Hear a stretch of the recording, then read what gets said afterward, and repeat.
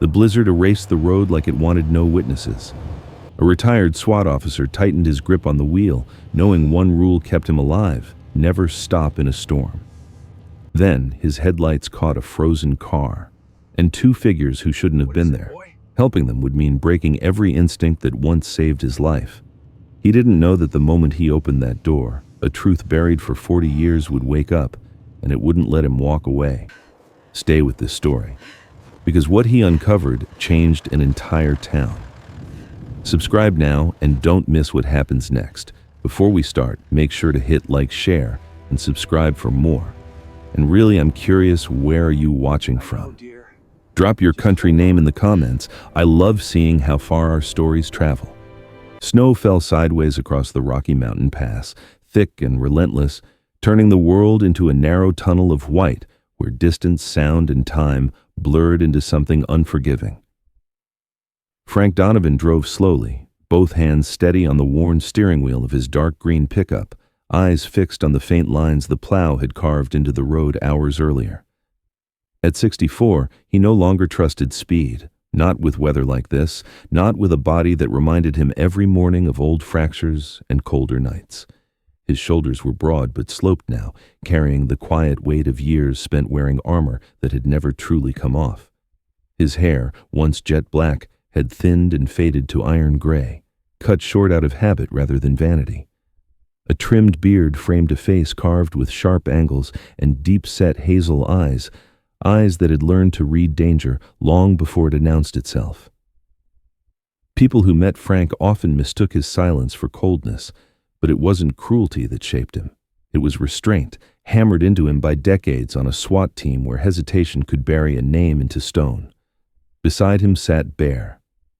The German shepherd filled the passenger seat like a presence rather than an object. He was nearly 10 years old now, his once glossy sable coat streaked with silver along the muzzle and chest. One ear stood proud while the other bent slightly at the tip, a souvenir from a long-ago impact Frank never talked about. Bear's eyes were amber and intelligent, softened by age but sharpened by instinct. His body bore the quiet stiffness of an old working dog, hips slower, joints louder.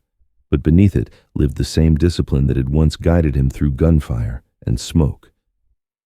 Bear had served alongside Frank for 6 years before retirement, trained to detect explosives, track suspects, and hold ground without a command. To Frank, Bear was not a pet. He was a witness to everything that had gone wrong, to everything Frank had survived. They were headed down the mountain toward the town of Silver Fork, a small place that survived on winter tourism and the stubborn locals who refused to leave land their families had buried bones in. Frank made the trip once every 2 weeks for supplies, timing it carefully around storms. This one had arrived early, thickening the air with the smell of ice and pine sap. He should have turned back an hour ago. He knew that. But experience had taught him that retreat, once learned too well, could become a habit. Frank's mind drifted, as it often did on long drives, to the moment everything had changed. The call that came too late. The door breached a second too slow. The officer who bled out despite Frank's hands pressed hard against the wound. That night had ended his career, not officially, but spiritually. After that, noise became something he avoided. People too. He bought the cabin on the pass because no one else wanted it, and because isolation felt safer than answers. Bear shifted suddenly. Frank felt it before he saw it. A change in posture. The dog's spine stiffened, head lifting, nostrils flaring. Bear's gaze locked forward, unblinking. "What is it?" Frank murmured, voice low, instinctively easing off the accelerator. Bear did not bark. He never barked unless necessary. Instead, he leaned forward, one paw braced against the dashboard, breathing slow but deliberate. Then, Frank saw it. A dark shape half swallowed by snow on the shoulder of the road. A sedan, angled awkwardly, its hazard lights dead, windows frosted over from the inside. Steam curled faintly from beneath the hood, thin as breath in the cold. No tire tracks leading away, no footprints, just stillness. Frank pulled over without thinking. He set the brake, grabbed his coat, and stepped out into the storm. The wind hit him hard, stealing breath and stinging his face like sand. Bear was already out, landing in the snow with a muted thump, tail low, scanning. Frank approached the car cautiously, boots crunching through drifts that reached mid-calf. He knocked once on the driver's side window. No response. He wiped away ice with his glove and peered inside. Two figures sat, slumped in the front seats. An elderly man occupied the driver's side, his frame thin beneath layers of wool and denim. His skin was pale, almost translucent, and his lips carried a bluish tinge. His hair was white and fine, combed neatly despite the storm, and a pair of wire-frame glasses sat crooked on his nose. His hands, gnarled and spotted with age, clutched the steering wheel as if it might keep him upright. There was pride in the way he sat, even now, spine straight despite the tremor running through him. Beside him sat his wife. She was smaller, wrapped in a faded red coat that had once been bright, but now looked worn soft by years of use.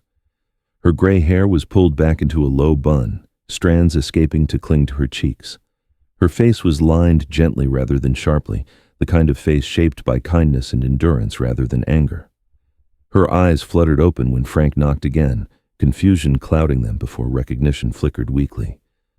"Sir," Frank said loudly through the glass, "you need to unlock the door." The woman's hand fumbled toward the latch.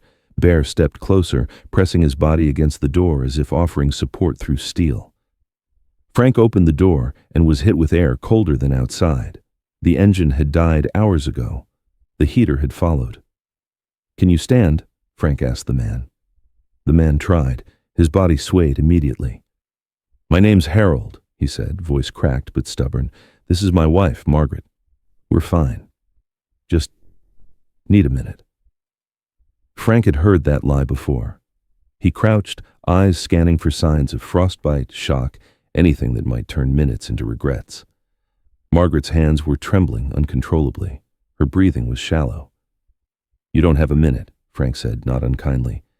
"You have maybe 5, and then you don't have choices." Bear whined softly, placing his head against Margaret's knee. She rested her gloved hand on his fur without realizing it, fingers sinking into warmth. Frank helped Harold out first, supporting his weight as they moved through the snow. Harold smelled of old cologne and cold metal. Pride radiated from him in quiet waves, the kind that refused pity but accepted help when framed as necessity. Margaret leaned heavily into Bear as Frank guided her, the dog adjusting instinctively, planting his paws wide for balance. She murmured something under her breath, a thank you or a prayer, Frank couldn't tell. They reached the truck. Frank cranked the heater to full and wrapped Margaret in an extra blanket he kept behind the seat. Harold sat stiffly, jaw clenched, eyes fixed on the road ahead, as if ashamed to be warm while his car froze behind them. Frank pulled back onto the pass, tires groaning against ice. The storm pressed in, but inside the cab, warmth began to creep back. Margaret's color improved slowly. She looked at Frank then, really looked at him. "You live up here?" she asked softly. Frank nodded. "Cabin on the ridge," Harold swallowed. "No one lives up there anymore." Frank glanced at him, something unreadable passing between them. "Someone does," he said. Bear settled back into his seat, eyes half closed, but one ear angled toward the couple. He had done his job, for now. As the truck climbed back into the storm, Frank felt a familiar tightening in his chest, not fear, but recognition.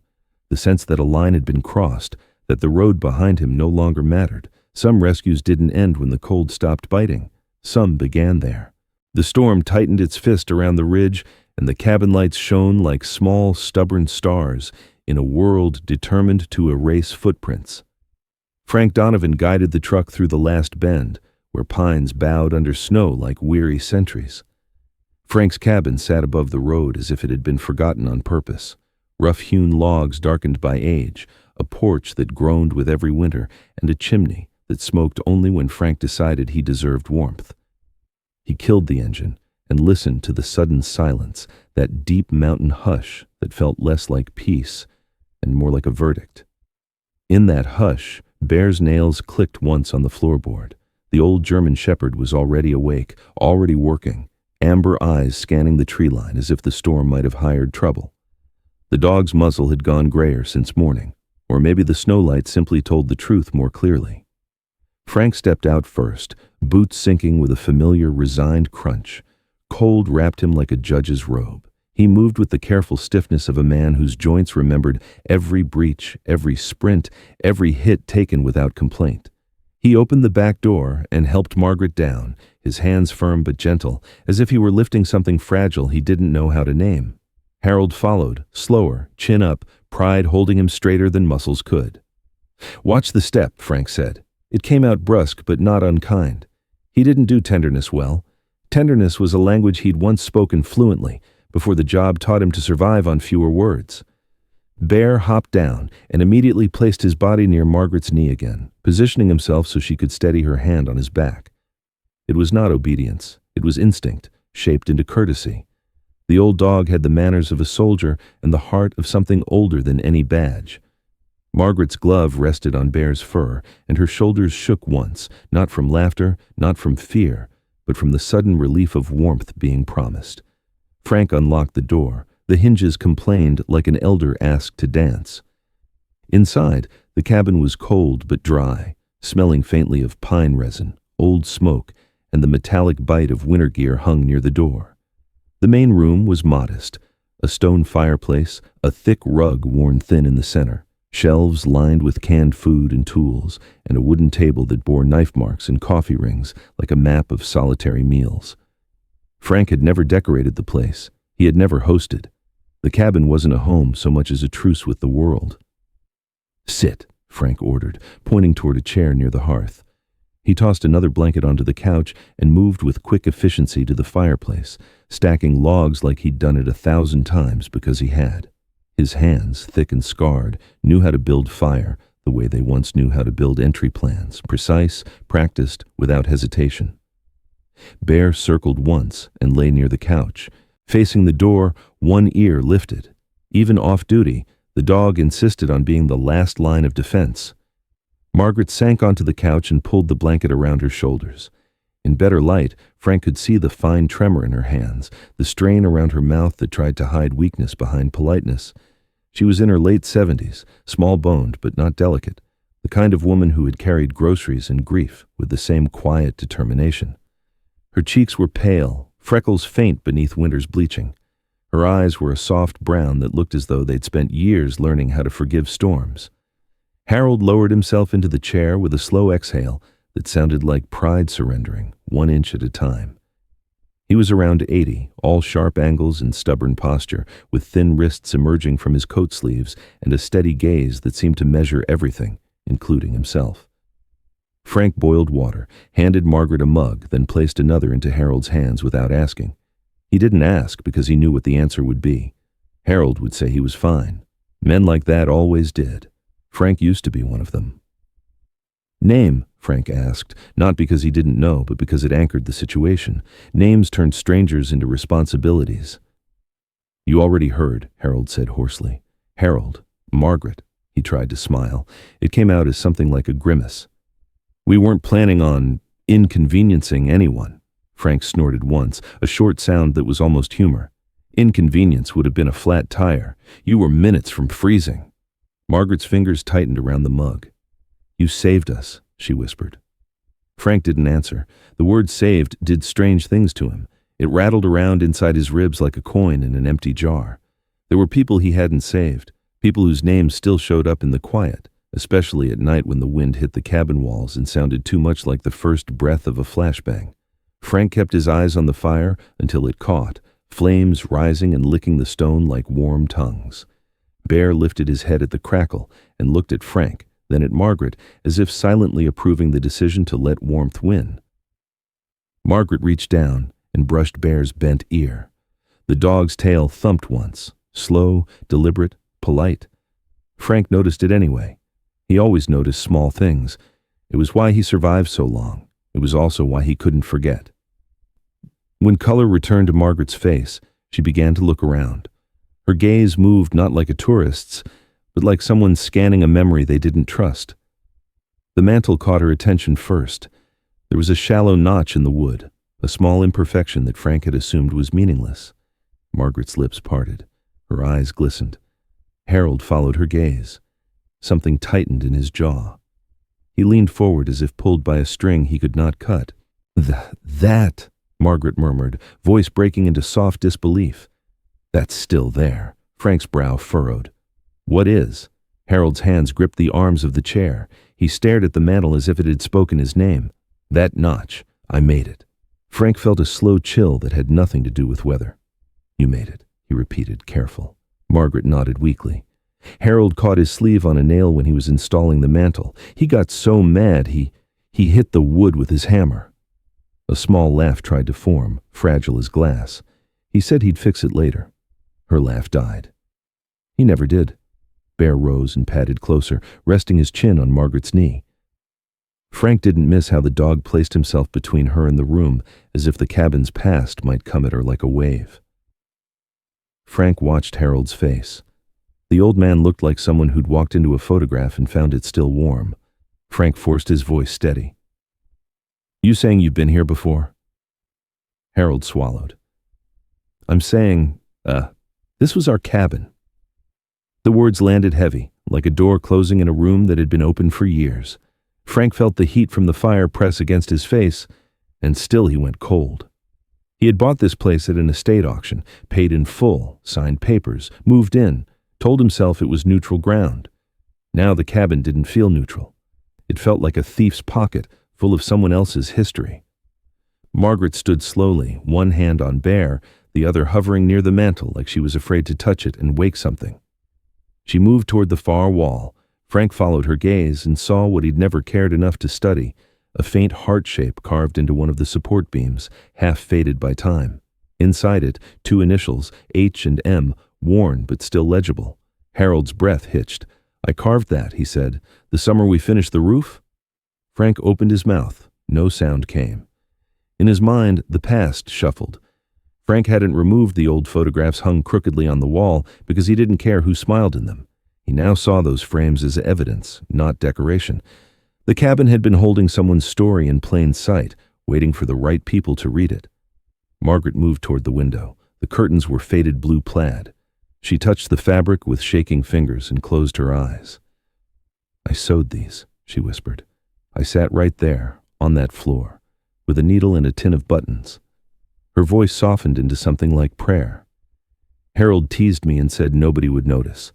I told him the cabin would notice. It would know if we cared. She looked back at Frank. Tears had gathered, bright and unapologetic. It did know. Frank's throat tightened. He wanted to argue, to demand proof, to protect the only quiet place he'd managed to build, but there was truth in their faces that no paperwork could counterfeit. And beneath, the truth, another emotion, grief. Not the loud kind, the patient kind, the kind that waited decades to be acknowledged. How did you lose it? Frank asked, voice low. Harold's shoulders rose and fell with a heavy breath. Bank took it. He said it like a curse. Back when winter lasted longer and people trusted a stamp more than a man's word. His eyes went distant. We missed a payment, or they said we did. There was a mess, papers, a lien we didn't understand. He glanced at Margaret. We were dealing with other things. Margaret's gaze dropped. Her fingers clutched the curtain. We didn't come back, she whispered. We couldn't. Not after. She didn't finish. She didn't need to. Loss didn't always announce itself with details. Sometimes it simply lived in the spaces where words should be. Frank felt the unspoken shape of it anyway. He had carried his own unspoken shapes for years. Bear let out a low, steady exhale and pressed closer to Margaret's leg. The dog's presence was oddly grounding, like a hand on the shoulder in a room full of ghosts. Frank's internal voice, the one trained to assess risk, started listing options. Get them to town, call a medic, contact authorities, verify ownership, protect himself, protect them. Another voice, quieter and older, spoke beneath it. This is why you stopped. This is why the road didn't let you pass. Frank hated that voice because it sounded like fate, and he didn't believe in fate. Fate was what people called chaos when they were desperate for meaning. He cleared his throat and forced practicality into the air. You two can't go back out in that.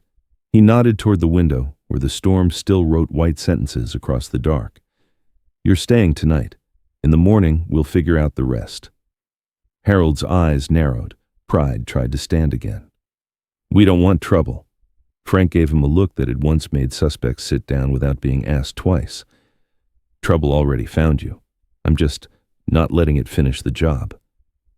Margaret's lips trembled, and then, to Frank's surprise, she smiled, a small, warm thing that cut through the cabin's tension like sunlight through fog. "You remind me of someone," she said softly. Frank's jaw flexed. "Yeah? Someone you liked?" Margaret's smile widened just enough to carry humor. "Someone who pretended he didn't." Harold coughed out what might have been a laugh. Bear's tail thumped once as if he appreciated the joke. Frank's mouth twitched in a reluctant half-smile, a brief crack in his armor. For a moment, the cabin felt less like a courtroom and more like a hearth again. Frank moved to the small hallway that led to the spare room. He rarely used it. It held an old bed, folded blankets, a dresser that smelled faintly of cedar. He returned with extra quilts and laid them on the couch. "Margaret, you take this. Harold, you can have the chair or the spare bed." Harold looked offended at the idea of being assigned sleep.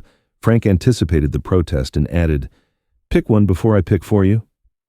Harold blinked, then surrendered with a stiff nod. "Spare bed," he muttered, as if accepting a tactical repositioning rather than comfort. Margaret eased back onto the couch. The firelight warmed her face, and the lines around her eyes softened into something peaceful and sad. She stroked Bear's head slowly, fingers moving in a rhythm that looked practiced, as if she'd soothed frightened animals long before she soothed herself. Frank watched her and felt something twist in his chest, not quite pain, not quite tenderness, something like the first thaw in a winter that had lasted too long. He stood near the fire, staring at the mantel, at the notch, at the carved heart on the beam, at the curtains that suddenly felt like someone else's hands were still in the fabric. The cabin had been his refuge. Now it was a witness stand, and Frank was realizing he'd been living inside someone else's story without knowing it. Outside, the storm continued, indifferent and ancient. Inside, the cabin remembered. The past had arrived not as a shout, but as an old couple shivering at his door, and a German shepherd who refused to let strangers freeze. Frank Donovan, who had spent years running from noise, felt the universe quietly set a new burden in his hands, one that wasn't made of guns or guilt, but of ownership, history, and the terrible, hopeful possibility that some roads did not lead away from pain. Some led straight through it.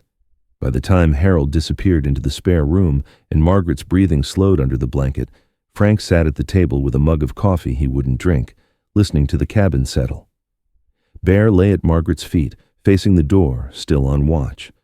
Frank stared at the fire and understood one thing with sharp, unwanted clarity.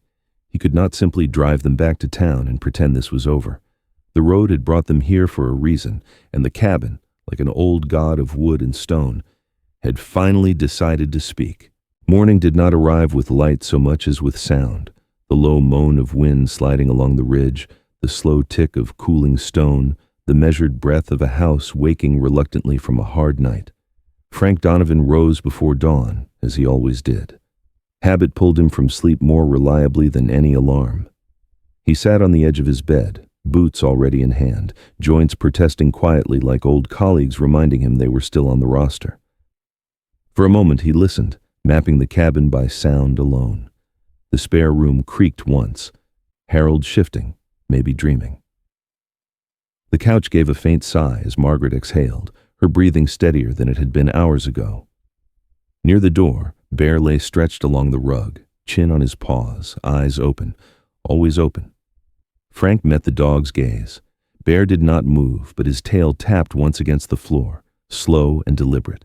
A check-in. Frank nodded back.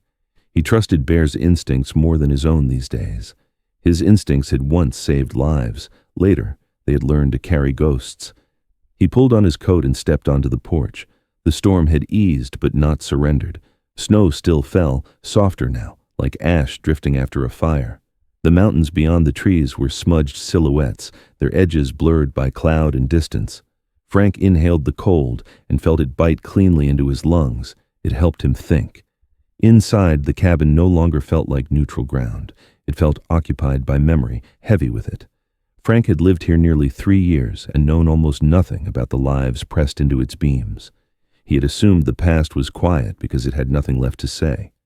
That assumption was gone. He returned inside, started coffee, and set about a quiet inventory, checking the generator, testing the radio, making sure the chimney draw was clear. He worked with controlled efficiency, the way he always did when his thoughts threatened to crowd him. Order kept panic at bay. It always had. Margaret stirred on the couch as the smell of coffee reached her. She sat up slowly, blanket sliding from her shoulders. In the morning light, she looked smaller, paler but calmer. Her gray hair had come loose during the night, soft wisps framing her face. She smiled at Frank with something like apology. "I hope we didn't cause trouble," she said. Frank poured coffee into a mug and handed it to her. "Trouble came with the weather," he replied. "You just happened to be in it." Harold emerged from the spare room moments later, buttoning his shirt with stiff fingers. Sleep had not softened him. If anything, it had sharpened the lines in his face. His white hair stood slightly askew, and his glasses sat firmly in place like armor. He nodded once at Frank, a gesture heavy with gratitude he didn't know how to voice. Bear rose and stretched, joints popping softly, then moved to Margaret's side without instruction. He leaned against her calf, solid and warm. She rested her hand on his head, as if it were the most natural thing in the world. They ate quietly. Outside, the wind tested the windows, less angry now, but persistent. Frank watched the couple from the corner of his eye. Harold ate with care, jaw tight, eyes occasionally drifting to the walls as if expecting them to change while he wasn't looking. Margaret sipped her coffee slowly, gaze fixed on the mantel, on the notch, on the heart carved into the beam. She looked like someone reading a letter they already knew by heart. After breakfast, Frank cleared his throat. "If this place was yours," he said, choosing his words with care, "there should be records, deeds, tax filings." Harold nodded. "There were, once." He rubbed his hands together, more from habit than cold. "We kept copies, in a strong box, but when the bank moved in, things went missing." Margaret's mouth tightened. "They said it was an error, said we'd get it sorted." She shook her head. "Errors don't last 40 years. Frank absorbed that in silence. Errors were temporary. Decisions lingered. "I need to check something," Frank said finally. "There are parts of this cabin I've never bothered with." Bear's ears lifted at once. Frank grabbed a flashlight and moved toward the back corner near the fireplace, where the floorboards changed tone slightly. Older wood, reinforced but imperfect. He had noticed it when he first moved in and dismissed it as a repair done by someone who didn't care about appearances. Now, with Harold watching closely, the boards seemed to hum with quiet significance. Harold stood slowly and joined him, leaning on the arm of a chair for balance. Margaret watched from the couch, her hands folded tightly in her lap. "I remember that spot," Harold said, voice low. "I reinforced it myself." The boards were weak near the hearth. Frank crouched and pressed down with his palm. There was give. Not much, but enough to notice if you were looking for it. He slid a pry bar from his tool belt, another habit, another relic, and eased it between the seams. The wood protested softly, a long sigh of nails releasing their hold. Bear moved closer, nose low, tail still. He sniffed once, twice, then sat back on his haunches, gaze fixed on the opening floor. Frank lifted the board. Beneath it lay a shallow cavity lined with old cloth, yellowed with age. Inside sat a small metal box, rectangular, its surface dulled by time but intact. No lock, just a clasp. Margaret gasped. The sound was small but sharp, like glass cracking. Harold closed his eyes. "We hid it there," he said. "The night before the bank came back. I told Margaret it was foolish. She said the house would remember." Frank opened the box carefully. Inside were papers, folded, bundled, tied with string that had gone brittle. Deeds, receipts, a tax ledger stamped paid in faded ink, and beneath them a stack of letters written in a neat slanted hand. Harold's hands began to shake. Margaret rose and crossed the room, each step careful. When she saw the papers, her knees buckled slightly. Frank caught her elbow, steadying her. "They're here," she whispered. "Oh God, they're here." Frank felt a strange, heavy clarity settle over him. This was no coincidence. This was not a story he could walk away from without becoming part of the injustice himself. Before anyone could speak further, Bear growled. Not loud, not aggressive. A low, controlled sound that came from deep in his chest. Frank straightened instantly. He knew that growl. It wasn't fear. It was warning. Someone was outside. Frank moved to the window and parted the curtain just enough to see the road. A vehicle crawled up the pass, dark and sleek, its tires cutting through the snow with deliberate precision. It was not a local truck, too clean, too confident. The vehicle stopped. A man stepped out. He was in his mid-40s, tall and lean, dressed in a dark wool coat that looked expensive and impractical for mountain weather. His hair was black, combed neatly back despite the wind. His face was angular, clean-shaven, with a smile that appeared practiced rather than earned. He carried a leather briefcase in one hand, held close to his body as if it contained something valuable. Harold stiffened. "That's not good," he murmured. Frank opened the door before the man could knock. He stepped onto the porch, posture relaxed but alert, shoulders squared in a way that came from muscle memory rather than intent. "Morning," the man said pleasantly. His voice was smooth, professional. "Frank Donovan?" Frank nodded once. "That's me." "My name's Daniel Reed," the man said, extending a gloved hand Frank did not take. "I represent a regional banking firm. We're conducting a routine verification of properties along the ridge." "During a storm," Frank said flatly. Daniel smiled. "Deadlines don't care about weather." Frank didn't smile back. Inside, Bear's growl deepened just enough to be felt through the doorframe. Margaret clutched the edge of the table. Harold's jaw tightened. Daniel glanced past Frank, eyes flicking briefly to the interior, to the couple, to the fireplace. His gaze lingered a fraction too long on the disturbed floorboards. Frank noticed. "What do you want?" Frank asked. "Just to confirm ownership," Daniel replied lightly. "These things have a way of becoming complicated." Frank stepped forward, blocking the view. "They don't," he said. "Not when the truth is intact." Daniel's smile faltered for half a second before returning, thinner this time. "I'll need to come inside." "No," Frank said. The word carried weight. It had ended conversations before they began. Daniel studied Frank more carefully now, taking in the broad frame, the scars at the edge of his collar, the eyes that had measured worse men in darker places. Something shifted behind Daniel's expression. Not fear, but calculation. "We'll speak again," Daniel said, tucking his hand back into his coat. "Soon." He turned and walked back to his car without another word. Frank watched until the vehicle disappeared down the pass. Inside, the cabin felt smaller. The fire crackled. The papers sat open on the table, exposed now, no longer hidden by floorboards or time. Harold exhaled shakily. "They found us."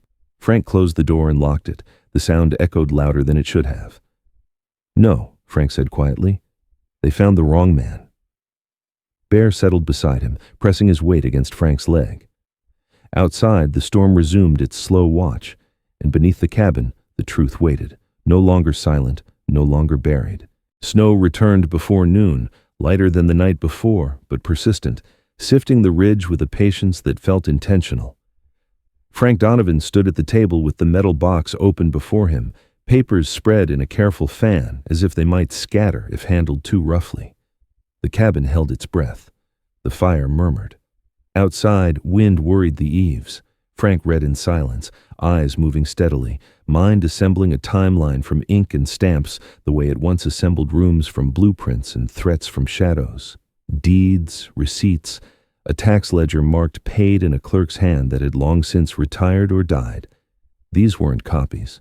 They were originals, creased where fingers had folded them, smudged where a thumb had pressed too hard. Proof had weight. Frank felt it settle into him, heavy and unavoidable. Harold sat straight-backed in the chair, hands clasped, the tremor in his fingers more pronounced now that adrenaline had faded. His pride remained intact, but it had shifted into something quieter, resolve without the illusion of control. He watched Frank read, not with impatience but with a craftsman's eye, as if watching a house inspected by someone who might finally understand its bones. Margaret rested on the couch, propped by pillows, blanket drawn to her chest. Color had returned to her cheeks earlier. Now it ebbed again, leaving her skin thin and pale as winter light through linen. Her breathing had shortened. She tried to hide it with small smiles and fewer words. Bear lay near her feet, head up, ears tracking every change in tone. The German shepherd's muzzle had gone almost fully gray in the daylight. His body no longer rose to action with youthful spring, but his presence filled the room the way a seasoned sentry filled a post, unobtrusive, indispensable.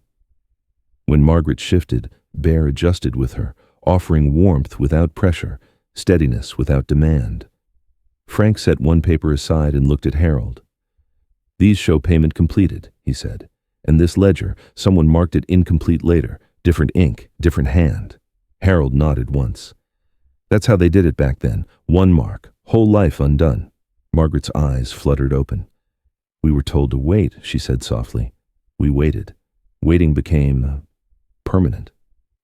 Frank closed his eyes briefly. Waiting had ruined plenty of lives. It had ruined his own in quieter ways. He gathered the papers into a neat stack and slid them back into the box, leaving the letters out. He didn't need to read those to know they mattered. Memory did not require validation. "We need the county," Frank said. "Sheriff first, then records. This doesn't get fixed by pretending it's smaller than it is." A soft knock interrupted him. Bear's head lifted instantly. His ears went forward, not back. Alert, not aggressive.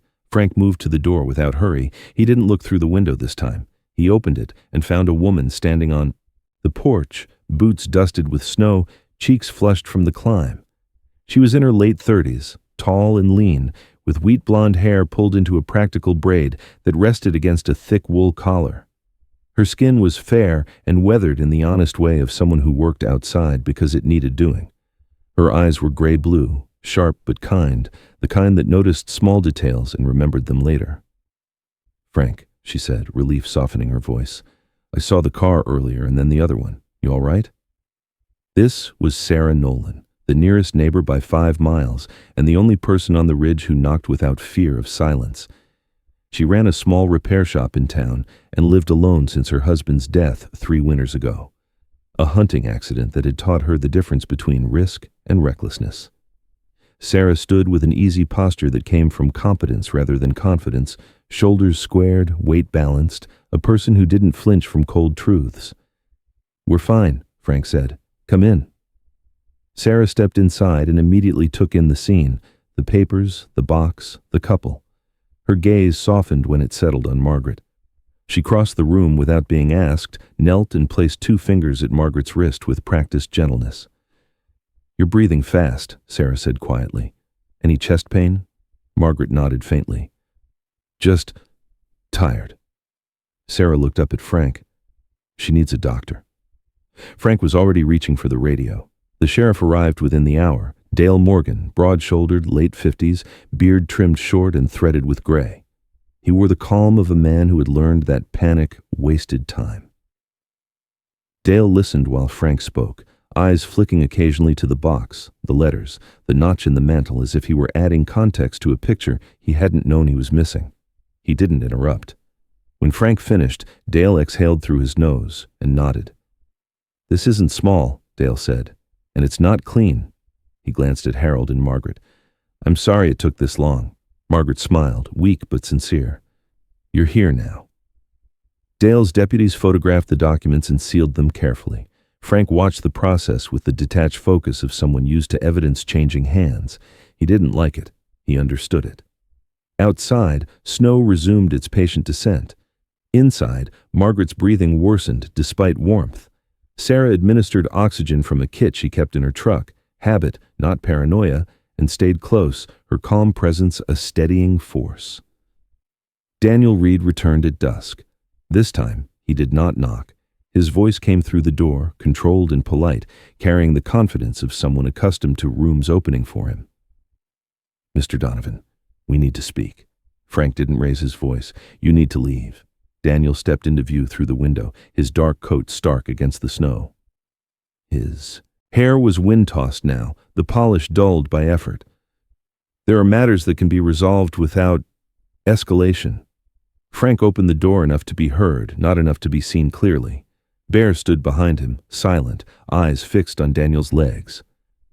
"Escalation started when you falsified records," Frank said. "It ends when you answer for it."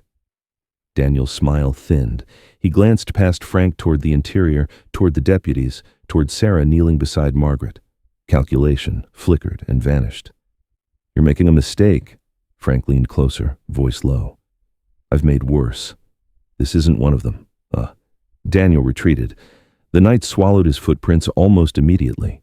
Margaret declined quickly after that. The doctor arrived too late to change outcomes, only to soften edges. She drifted in and out, lucid enough to ask Frank to bring the box closer.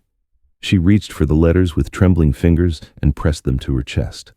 Her smile was peaceful, a thing Frank hadn't seen in years except in photographs that lied by omission. "I was afraid," she whispered, "that the house would forget us." Frank swallowed.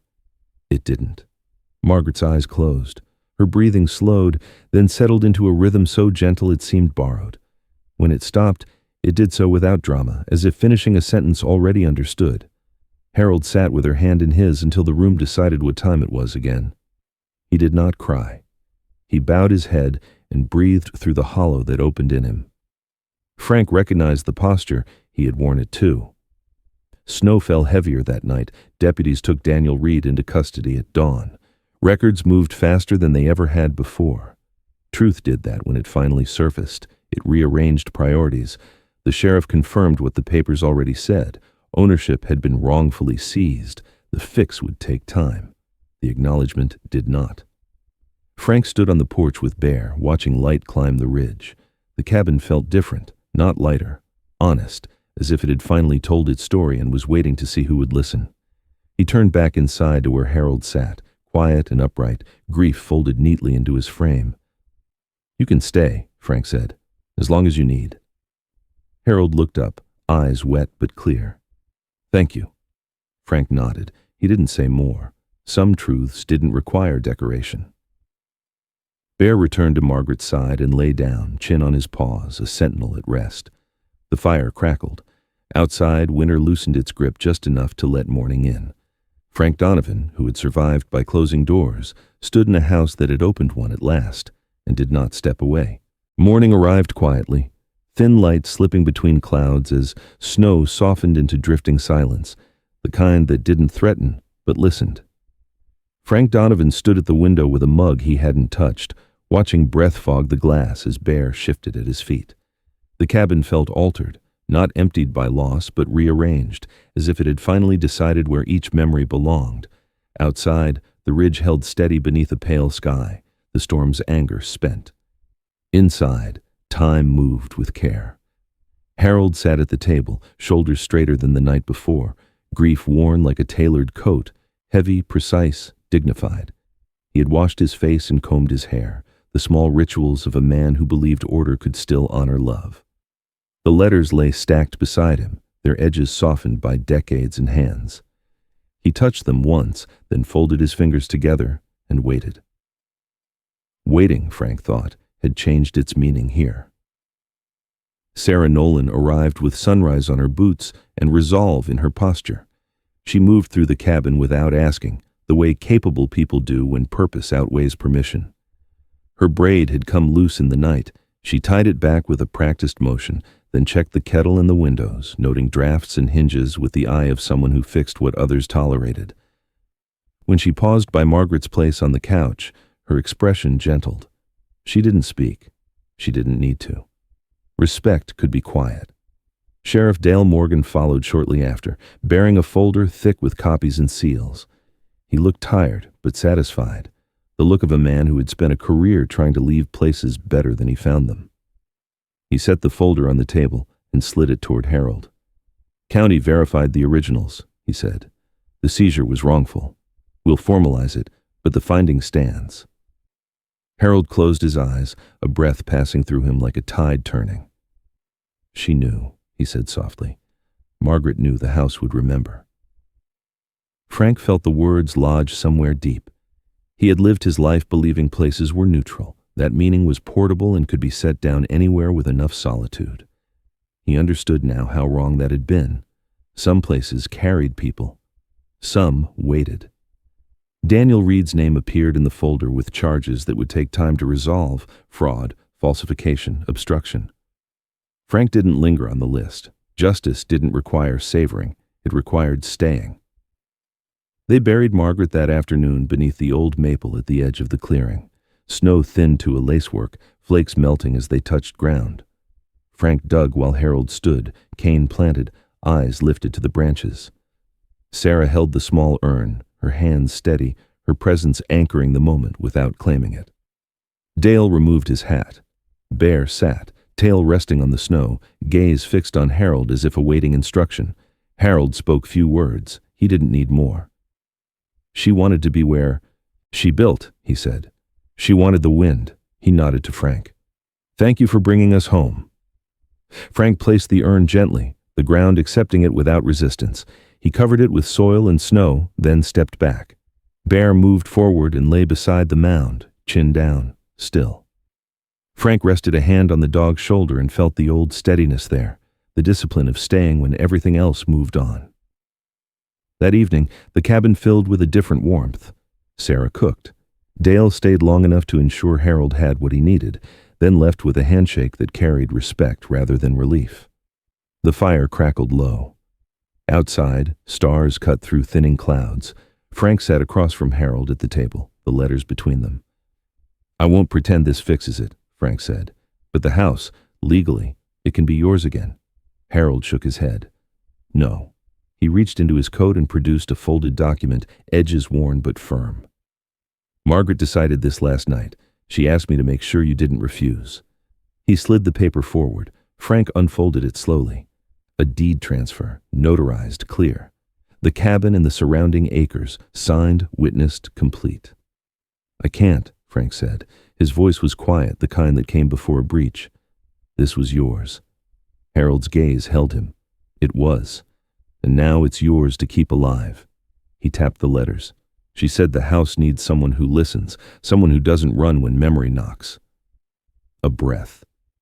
She said you fixed what mattered. Frank stared at the page until the words steadied. He had spent years avoiding ownership of anything that could ask something of him. Now a house. This house had asked, and he had answered without realizing it. He nodded once. Then I'll do it right. They sat in silence that felt earned. Bear shifted and settled nearer the hearth, content, old bones grateful. Frank noticed the dog's muzzle had gone nearly white. He wondered how many winters they had left together and found the question no longer frightening. Spring came slowly, as it always did up here, not as a promise, but a negotiation. Snow receded in patches. The creek found its voice. Frank repaired what the storm had tested, rails, shingles, the door Daniel had leaned against with his calculations. He sanded smoke-darkened wood until honeyed grain emerged. He hung a small sign above the door, carved by hand in letters that took patience. Porter's Haven. Word traveled. It always did. Veterans arrived first, then others, men and women worn thin by quiet losses that didn't make headlines. Frank didn't advertise. He opened the door. Sarah organized schedules, brought supplies, fixed engines that limped up the pass. Dale stopped by when his route allowed, sometimes with news, sometimes with nothing at all. The cabin learned new rhythms. Laughter returned, tentative at first, then sure. Harold stayed until summer found its, footing. He walked the ridge each morning, cane tapping a path he remembered, then sat with the letters by the fire. When he left, he did so without ceremony, pressing Frank's hand and nodding once. You kept the light, he said. That's enough. On the first day the ground softened, Frank planted a maple by the porch where Margaret had asked. He dug until his arms burned and welcomed the pain. Bear supervised from the shade, tail thumping when the sapling stood straight. Frank tamped soil, poured water, and whispered a promise he didn't realize he'd been holding. That night, wind moved through the branches with a sound like distant bells. Frank laughed under his breath, a sound unused but real. Bear lifted his head, ears pricked, then settled again. Frank stood at the window with his mug. This time he drank. He looked out over the ridge and felt the old weight lift just enough to let air in. He had not erased the past. He had given it a place to rest. The road that once offered only escape now led somewhere that asked him to stay. Sometimes the greatest rescues didn't end with sirens or applause. They ended with a door left unlocked, a fire kept low and steady, and a man who learned, late but in time, that saving a house could save a life if he let it. Bear rose and pressed his head into Frank's hand. Frank rested his palm there and stayed. Some miracles don't arrive with thunder or parted skies. Sometimes they come quietly, in the form of a stranger who stops, a door that opens, or a heart that finally listens. Maybe God doesn't always remove the storm from our lives, but He sends someone willing to walk through it with us, reminding us that we are never truly abandoned. In everyday life, we face the same choice Frank did, to turn away and protect ourselves, or to step forward and become the answer to someone else's prayer. Grace often shows up disguised as responsibility, compassion, or a moment that asks us to stay when leaving would be easier. If this story touched your heart, share it with someone who might be losing faith in small miracles. Leave a comment and tell us where you've seen God work quietly in your own life. And if you believe that hope, kindness, and faith still have a place in this world, subscribe to the channel so we can keep telling stories that remind us we are never walking alone. If you believe that God still watches over those who choose compassion over control, and that doing the right thing will always find its way back to us, type Amen in the comments below. God bless you all, and thank you for watching.